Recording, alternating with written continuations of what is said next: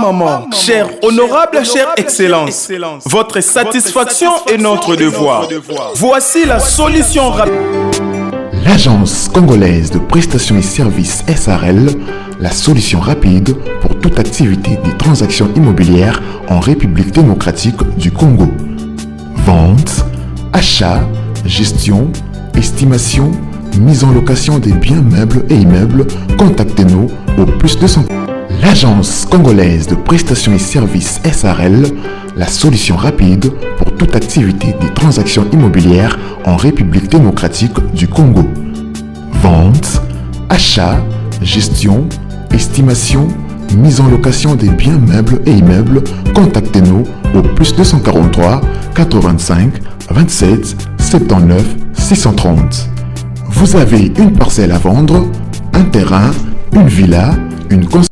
Mbote la famille, mbote bandeko na ngai. Esengo mingi ya ko présenter bino lupango o eza libuso na biso a biso so tozotala. Nayebi ke ebele ba yebi quartier oyo po la fois dernière toyaki na lupango moko awa ezaki double parcelle yango pe na libuso na biso awa. Donc eza lisusu te yango tochaki parcelle non disponible ou soit lupango elongwe na marché.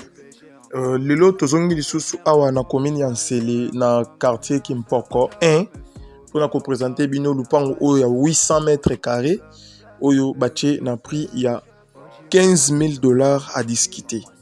Donc awa lupango ebandi place to telemi tozoki to laksa ba limite place to utuana tozokende ti na mwasuka donc lupango eza 800 mètres carrés soit 20 mètres sur 40. Donc, ils ont double parcelle. Ils ont place moko. Donc, tu occupes na idée kokabola yango par D 20 sur 20, 20 sur 20. Donc, ceux qui ont to kabola yango ils ont 7500 à discuter, 7500 à discuter légèrement. Mais na minute oyo ndenge to lobara toujours que priorité eza ya mutu oyo alingi asomba 20 sur 40 mbalamoko.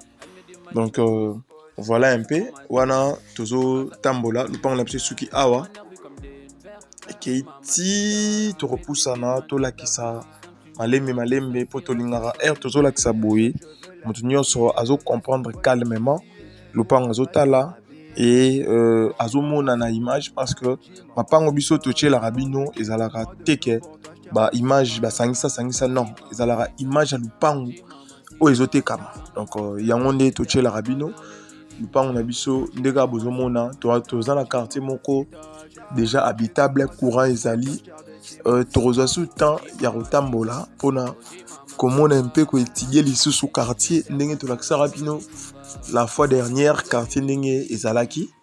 Donc courant eza bien. Voilà, donc limite lupango na biso eza awa place to telemi oyo 40 mètres et soukelinde awa. Donc au bandi 20 na ndenge ya balabala place to ndeko laksa oyeti awa et pesi biso 40 mètres. Donc lupango eza 20 mètres sur 40 soit 800 mètres carrés. Donc wana to repoussa na to kota na kati ya lupango lisusu pona ko lakisa. Donc bomona lupango ndeza eza vraiment monene et soki tozoteka yango ezara juste pona ba urgence moko yaki ezosenga que lupango etekama pona ko silisa makambo wana. Donc voilà un peu wana tokota na kati. Donc tolobi lupango eza 20 mètres sur 40 800 mètres carrés oyo toche na prix ya $15,000. Donc $15,000 nalobi bien $15,000 à discuter.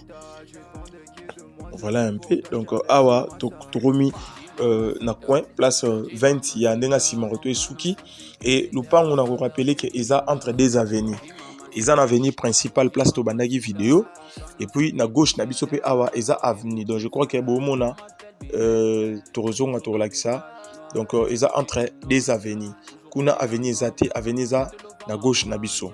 Donc ce que tu as dit quartier les temps tu as dit quartier ndenge to ngami ndenge courant ezali ndenge batu déjà ba fandi donc pour te le dire que Kimpoko 1 eza quartier où te que ya Maintenant bafandi te bomona courant yango ezali bato bafandi bato baoteka quartier eza très bien et je crois que mutuka voilà mutuka yango oyo et donc ezotambola donc toza na quartier moko boye te ke quartier mutuka ekotaka te fo kota na moto non bomoni mituka yango wana ezokota mituka mosusu yango wana kuna bamashine afufu ezali courant yango ezopela pa bavoisin voilà courant yango wana courant ezali donc toza na quartier moko eza vraiment noble quartier moko eza très calme donc awa totambola po topesa image ya bandako oyo déjà bato batonga bato bafandi donc wana kala mingi te tokoloba lisusu te po tobanda kotambola mais tolobi que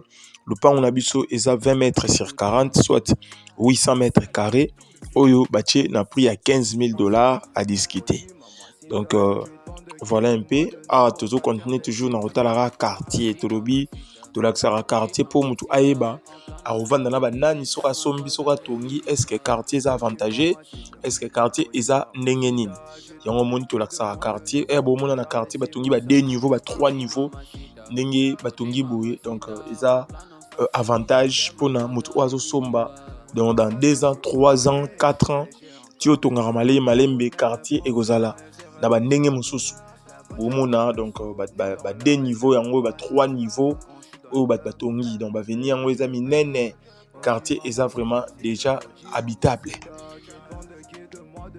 donc voilà tomona na musika bandaku bato bazali bomona basinga courant éclairage public ezopela donc quartier vraiment eza bien là donc tolobi $15,000 à discuter 20 mètres sur 40 autrement dit 800 mètres carrés donc voilà un peu mesure ya mapango na biso ndenge ezaleli pour le reste les temps bozotika la kotala donc tolobaki awa toza na commune ya Nsele na Kimpoko 1 eza na 2 entrées avant vidéo ici la boromona entrée ya Daipen ezali soit entrée ya site touristique oyo babengaka Planète Sono donc okoki kokotela na Planète Sono soit okoki kokotela awa na Daipen place tozolakisa bino siko donc bonne chance à tout le monde awa tokomi déjà liboso ya Daipen tozolinga entrée na biso tokotela na Daipen et kobima tokobimela na Planète Sono pour nous faire comprendre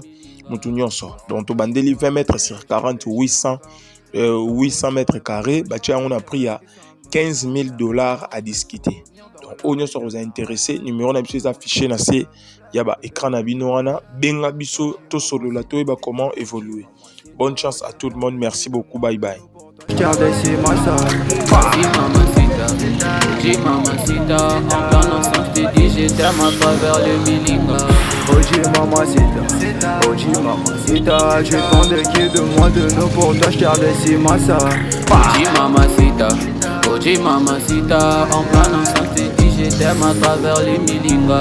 Oji mamacita, en plein ensemble je t'ai dit je t'aime à travers les Mugunzi.